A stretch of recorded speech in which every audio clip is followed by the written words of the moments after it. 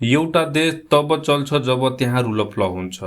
अनि त्यो rule of ल भित्र चाहे राष्ट्रपति हो, चाहे प्रधानमन्त्री हो, चाहे सेना प्रमुख हो, चाहे सामान्य जनता किन नहोस्, यदि राज्य चलाउने मान्छेहरूले नै आफूलाई कानुनभन्दा माथि ठान्न थाले भने त्यो देश ढिलो या चाँडो सङ्कटमा पर्छ। अहिले नेपालमा पनि त्यस्तै विषयलाई लिएर बहस भइरहेको छ।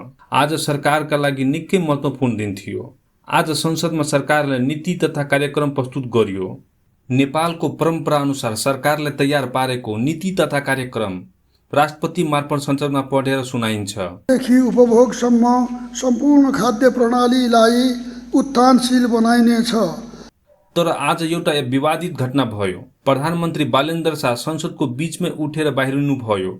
यसले धेरै प्रश्न उठाएको छ, किनकि यो कार्यक्रम वास्तवमै प्रधानमन्त्रीकै सरकारको नीति तथा कार्यक्रम थियो। त्यसैले बीचमै उठेर हिँड्नु धेरैले संसदीय मर्यादा विपरीत भएको भन्दै आलोचना गरिरहेका छन्।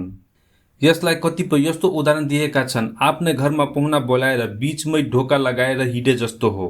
अर्को कुरा पनि चर्चामा आयो, यस्तो महत्त्वपूर्ण संसदीय कार्यक्रममा सामान्यतः प्रधानमन्त्रीले राष्ट्रिय पोसाक लगाउने चलन हुन्छ। तर आज प्रधानमन्त्रीले फरक शैलीको पोसाकमा देख्नुभयो, जसले थप चर्चा पैदा गर्यो। केही समर्थकहरू भन्छन्, हामीलाई पोसाक होइन काम चाहिन्छ। तर यहाँ प्रश्न केवल पोसाकको होइन, प्रश्न संसदीय परम्परा र मर्यादाको। किनकि संसदमा बसेका संसदहरू कुनै पार्टीका मात्र होइन, उनीहरू देशका जनताको प्रतिनिधि हुन्। संसदहरूको अपमान गर्नु भनेको जनताले दिएको मतको अपमान गर्नु जस्तै मानिन्छ। प्रधानमन्त्री पनि सिधै प्रधानमन्त्री भएर आएका होइन, उनी पनि पहिलो संसदको रूपमा चुनावी जितेर आएका हुन्। त्यसपछि मात्रै संसदले उनलाई प्रधानमन्त्री बनाएका हो। त्यसैले जसले आफूलाई प्रधानमन्त्री बनायो त्यही संसद र त्यही संस्थाको सम्मान गर्नु आवश्यक हुन्छ। लोकतन्त्रमा एउटा कुरा सधैँ समझ्नुपर्छ, सरकार संसदप्रति जवाबदेही हुन्छ। कुनै पदमा पुगेपछि त्यो पदको मर्यादा पनि जोगाउनु पर्छ।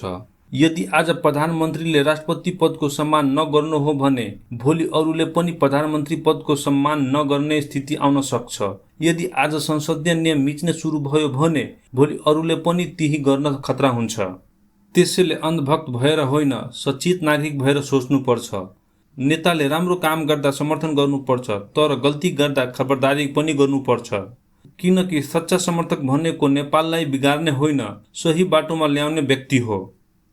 अन्त्यमा प्रधानमन्त्री बालेन्द्र शाहलाई एउटा सन्देश, तपाईले गरेका राम्रो कामहरूको प्रशंसा हुन्छ, तर कृपया संसदीय मर्यादा र संसदहरूको सम्मान गर्नुहोस्। किनकि पद स्थायी हुँदैन। आज तपाईँ प्रधानमन्त्री हुनुहुन्छ, भोलि पूर्व प्रधानमन्त्री पनि बन्नुहुनेछ।